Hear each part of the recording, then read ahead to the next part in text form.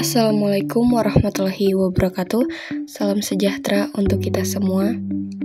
Halo, perkenalkan saya Syafina Naila Syaira dengan NIM 024060400044. Pada kesempatan kali ini saya akan memaparkan materi mengenai tinnitus. Video ini disusun sebagai bentuk pemenuhan tugas mata kuliah K3 Dasar yang dibimbing oleh Ibu Christine Gloria Tutu, Sarjana Kesehatan Masyarakat, Sarjana Teologi, Magister Kesehatan.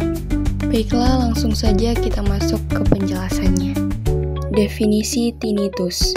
Tinnitus merupakan gangguan pendengaran yang ditandai dengan adanya persepsi suara di telinga tanpa adanya stimulus suara dari luar. Penderitanya biasanya mengeluhkan suara berdenging, bergemuruh, mendesis, atau jenis suara lainnya. Gejala ini bisa muncul secara terus-menerus maupun berselang-seling. Tinnitus sendiri terjadi akibat kerusakan rambut-rambut halus di dalam telinga yang seharusnya mengubah gelombang suara menjadi sinyal listrik untuk diterjemahkan otak. Kerusakan ini menyebabkan saraf pendengaran mengirimkan sinyal listrik acak, sehingga menimbulkan sensasi mendengar suara tanpa sumber nyata. Beberapa faktor penyebabnya meliputi gangguan pada telinga, seperti penyakit Meniere, cedera kepala dan leher, disfungsi tuba eustachius, ketegangan otot telinga, penumpukan kotoran, otosklerosis, serta tumor jinak.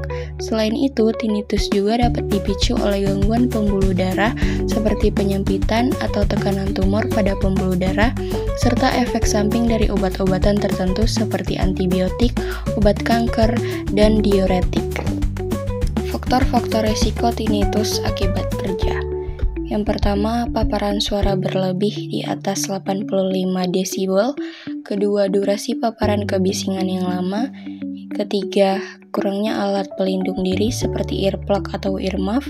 Keempat, faktor usia, degenerasi pendengaran. Kelima, riwayat penyakit telinga atau trauma kepala. Keenam, faktor genetik dan gaya hidup seperti merokok, meminum alkohol, serta stres. Dan yang terakhir, paparan zat ototoksik seperti pelarut, logam berat, atau obat tertentu. Gejala dan dampak tinnitus terhadap pekerja. 1.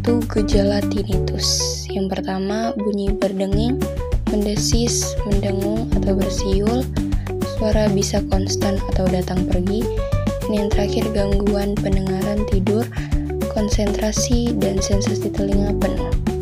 2. Dampak tinnitus terhadap pekerja. Yang pertama, dampak fisik, kelelahan, penurunan pendengaran, pusing, atau vertigo. Dampak psikologis, seperti stres, kecemasan, depresi, dan gangguan emosi. Dampak kognitif, penurunan konsentrasi, memori, hingga produktivitas. Dan yang terakhir, dampak sosial dan profesional, seperti meningkatnya risiko kecelakaan kerja, penurunan performa, hingga kehilangan pekerjaan. Pencegahan tinnitus di lingkungan kerja. Pertama, reduksi kebisingan mesin, seperti peredam suara atau perawatan alat. Kedua, pemakaian alat pelindung seperti earplug atau earmuff. 3. Manajemen waktu paparan suara keras. Keempat, penyuluhan dan pelatihan tentang bahaya kebisingan. Dan yang terakhir, pemeriksaan rutin telinga untuk deteksi dini. Penanganan tinnitus.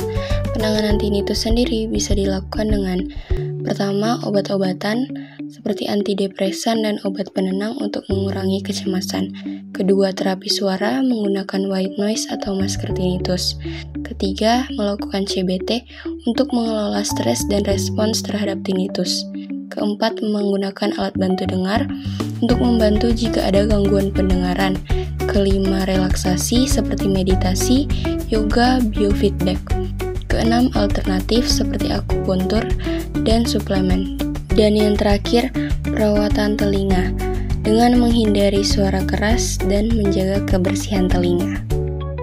Selanjutnya, kesimpulan dari materi ini adalah tinnitus akibat kerja merupakan gangguan yang umum terjadi akibat paparan kebisingan tinggi di lingkungan kerja, terutama di sektor-sektor seperti industri, konstruksi, dan militer.